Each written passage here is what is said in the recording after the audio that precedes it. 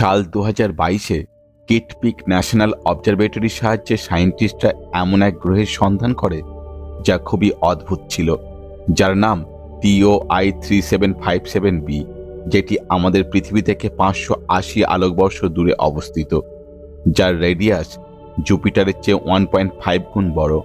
সায়েন্টিস্টরা বলে এটি একটি গ্যাস জাইন্ট প্ল্যানেট, আর এই ধরনের গ্যাস জাইন্ট আমরা পূর্বে কখনো দেখিনি। এই প্ল্যানেটটি হোস্ট স্টারকে ইলেপ্টিক্যাল শেপে অরবিট করে। যখন কোনো প্ল্যানেট তারাকে ইলেপ্টিক্যাল শেপে অরবিট করে, তখন প্রদক্ষিণ করতে করতে একটা পয়েন্টে এসে তারার খুব কাছে চলে আসে, আবার একটা সময় তারা থেকে অনেক দূরে চলে যায়।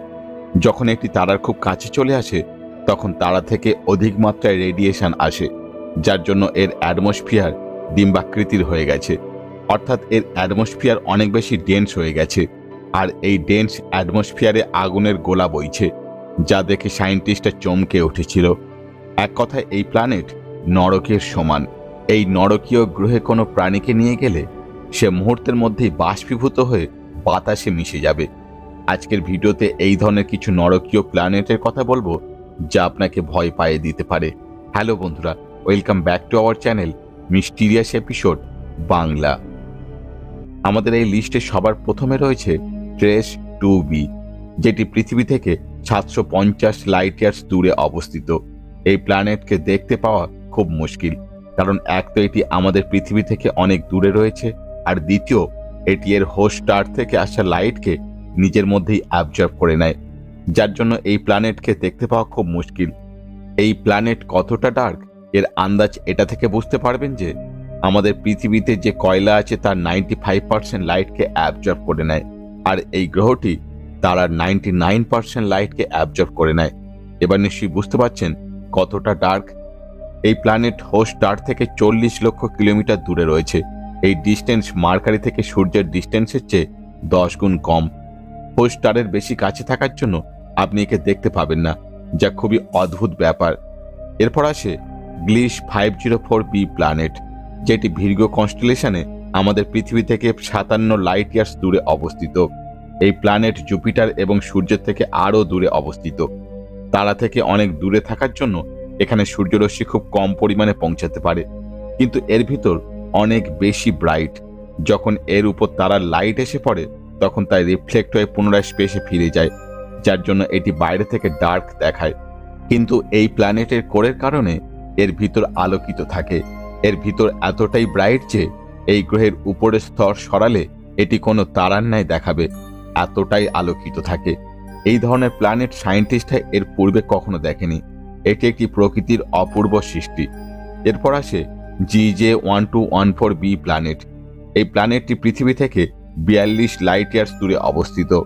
সায়েন্টিস্টরা দীর্ঘদিন ধরেই আমাদের সোলার সিস্টেমের বাইরে প্ল্যানেটে জলের সন্ধান করে চলেছে, আর এই প্ল্যানেটের জলের একটি মহাসমুদ্র রয়েছে।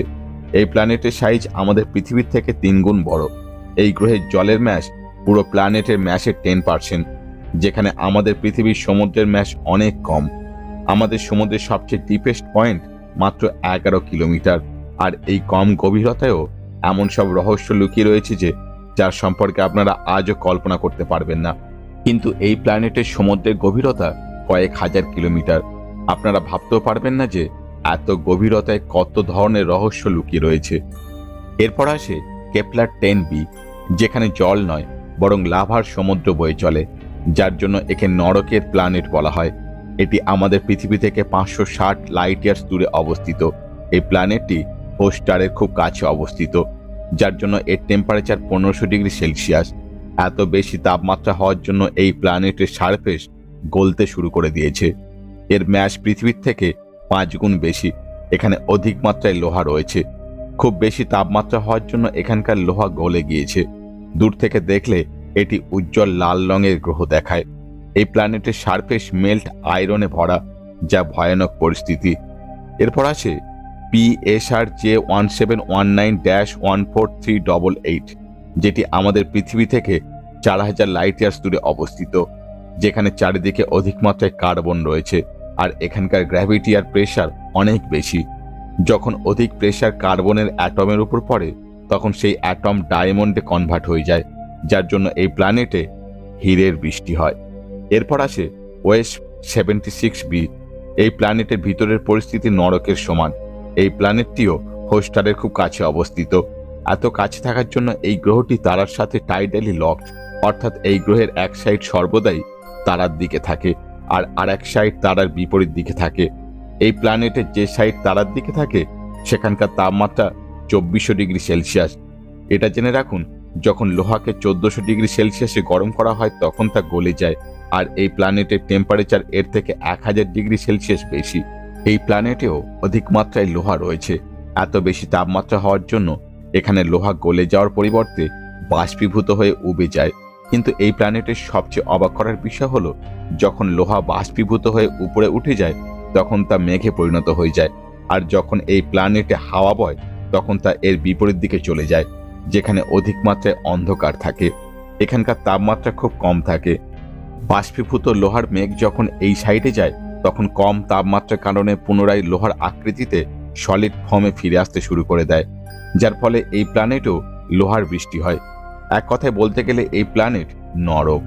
এরপর আসে HD 189733b প্ল্যানেট। এই প্ল্যানেটের অ্যাটমসফিয়ার খুব বেশি ঠান্ডা, কিন্তু অ্যাটমসফিয়ারের নিচের টেম্পারেচার 850 ডিগ্রি সেলসিয়াস, আর এখানে অধিক মাত্রায় সিলিকেট রয়েছে। নিচের অ্যাটমসফিয়ারের তাপমাত্রায় সিলিকেট বাষ্পীভূত হয়ে অ্যাটমসফিয়ারে চলে যায়, আর অ্যাটমসফিয়ারের ঠান্ডা তাপমাত্রার জন্য তা পুনরায় জমতে শুরু করে দেয়, যার জন্য এখানে কাঁচের বৃষ্টি হয়। ভাবতে পারছেন, কাঁচের বৃষ্টি। যাবেন নাকি এখানে? এছাড়া এই প্ল্যানেটের ভিতরে বয়ে চলা বাতাসের জন্য খুবই ফেমাস। এখানে বয়ে চলা বাতাসের গতিবেগ 60,700 কিলোমিটার পার আওয়ার, যা অনেক বেশি। এত ভয়ঙ্কর বাতাসের সাথে কাঁচের বৃষ্টি হওয়া এই প্ল্যানেটকে কতটা ভয়ঙ্কর করে তোলে তা নিশ্চয়ই আপনারা সকলেই বুঝতে পারছেন। যদি আপনি এখানে যান তাহলে ভয়ঙ্কর হাওয়ার গতির সাথে নেমে আসা কাঁচের টুকরো আপনাকে মুহূর্তের মধ্যেই ফালা ফালা করে দেবে। এরপর আসে আরও একটি ভয়ঙ্কর প্ল্যানেট, যার নাম কেল্ট 9b। এখনো পর্যন্ত আমরা যতগুলো প্ল্যানেট খুঁজে বের করেছি তার মধ্যে এই প্ল্যানেটের টেম্পারেচার সবচেয়ে বেশি। এই প্ল্যানেট সিগনাস কনস্টেলেশনে আমাদের পৃথিবী থেকে 650 লাইট ইয়ার্স দূরে অবস্থিত। এর টেম্পারেচার 4350 ডিগ্রি সেলসিয়াস, যার মানে এই প্ল্যানেটের তাপমাত্রা বহু তারার সারফেস টেম্পারেচারের সমান। এই গ্রহটি এত গরম হওয়ার কারণ এটি তারার খুব কাছে অবস্থিত, যার জন্য এটি তারাকে একবার সম্পূর্ণ প্রদক্ষিণ করতে পৃথিবীর মাত্র অর্ধেক সময় নেয়। অর্থাৎ এই প্ল্যানেটের এক বছর পৃথিবীর অর্ধেক বছরের সমান।